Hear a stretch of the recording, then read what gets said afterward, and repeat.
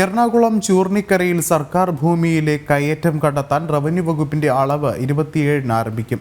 കമ്പനിപ്പടി മേഖലയിൽ 2 സ്വകാര്യ വ്യക്തികൾ കൈവശം വച്ചിരിക്കുന്ന ഭൂമിയിലാണ് ആദ്യഘട്ടത്തിൽ അളവ് നടത്തുന്നത്. പുറമ്പോക്ക് ഭൂമി കണ്ടെത്താനുള്ള ജില്ലാ കളക്ടറുടെ ഉത്തരവിൽ നടപടി അനന്തമായി നീളുന്നത് നേരത്തെ ജനം TV റിപ്പോർട്ട് ചെയ്തിരുന്നു. എറണാകുളം ചൂർണിക്കരയിലെ സർക്കാർ ഭൂമിയിലെ കയ്യേറ്റം ഒഴിപ്പിക്കുന്നതിൽ റവന്യൂ അധികൃതരും പഞ്ചായത്തും കാട്ടിയ അനാസ്ഥ വിവാദമായിരിക്കെയാണ് ആലുവ താലൂക്ക് ഭൂരേഖ തഹസിൽദാറുടെ നേതൃത്വത്തിൽ 27 മുതൽ അളവ് ആരംഭിക്കാൻ തീരുമാനിച്ചത്.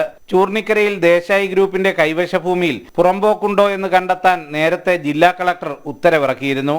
ചൂർണിക്കര വില്ലേജിൽ ബ്ലോക്ക് 34-ൽ സർവേ നമ്പർ 176-ൽ 1-ൽപ്പെട്ട 16.80 വാട്ട്സ്, 176-ൽ 3-ൽപ്പെട്ട 10.40 വാട്ട്സ്, 177-ൽ 2-ൽപ്പെട്ട 7.30 വാട്ട്സ് ഭൂമികളിലാണ് അളവ് നടത്തുന്നത്. ഇതിൽ കുറച്ചു ഭൂമി കഴിഞ്ഞ ഡിസംബറിൽ അളന്നിരുന്നെങ്കിലും പിന്നീട് തുടർ നടപടി അട്ടിമറിക്കുകയായിരുന്നു.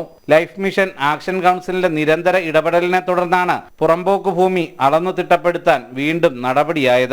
ധാരാളം പുറമ്പോക്ക്, പുഴാപ്പുറമ്പോക്ക്, മിച്ചഭൂമികൾ സർവേ നടത്തുകയാണെങ്കിൽ കണ്ടെത്താനുള്ള സാധ്യതകൾ റവന്യൂ അധികാരികൾ തന്നെ ഞങ്ങളോട് ചൂണ്ടിക്കാണിച്ചതിൻ്റെ അടിസ്ഥാനത്തിൽ ഞങ്ങളൊരു പെറ്റീഷൻ നൽകുകയുണ്ടായി. അതിൻ്റെ അടിസ്ഥാനത്തിൽ ആലുവ തഹസിൽദാർ ഭൂരേഖ ഇതിൽ ഇടപെട്ട് സർവേയർമാരുടെ ഒരു ടീമിനെ കൊണ്ട് ഈ ദേശായി ഹോംസിൻ്റെ കൈവശ ഭൂമികളിൽ എത്രത്തോളം പുറമ്പോക്ക്, മിച്ചഭൂമി, അതുപോലെ പുഴ പുറമ്പോക്ക് ഉണ്ടെന്നുള്ള സാധ്യതകൾ കണ്ടെത്തി വേർതിരിച്ചെടുക്കുകയാണെങ്കിൽ 100 കണക്കിന് പേർക്ക് ഈ പാവങ്ങൾക്ക് വീട് ലഭ്യമാക്കാനുള്ള ഒരു സാഹചര്യമാണ് ഉണ്ടാവുക. ചൂർണിക്കര പഞ്ചായത്തിൽ 600-ലധികം കുടുംബങ്ങളാണ് ലൈഫ് മിഷൻ പദ്ധതിയുടെ ഗുണഭോക്തൃ പട്ടികയിൽ ഉൾപ്പെട്ടിട്ടും ഭവനരഹിതരായി കഴിയുന്നത്.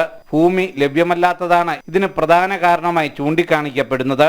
എന്നാൽ പുറമ്പോക്ക് ഭൂമി കണ്ടെത്തി ലൈഫ് ഭവന പദ്ധതി നടപ്പാക്കുന്നതിൽ പഞ്ചായത്ത് ഭരണസമിതി ബോധപൂർവം ഉപേക്ഷ വിചാരിക്കുകയാണെന്ന ആക്ഷേപമാണ് ലൈഫ് മിഷൻ ആക്ഷൻ കൗൺസിൽ ഉന്നയിക്കുന്നത്. സുധീഷ് ഗോപാൽ, ജനം, കൊച്ചി.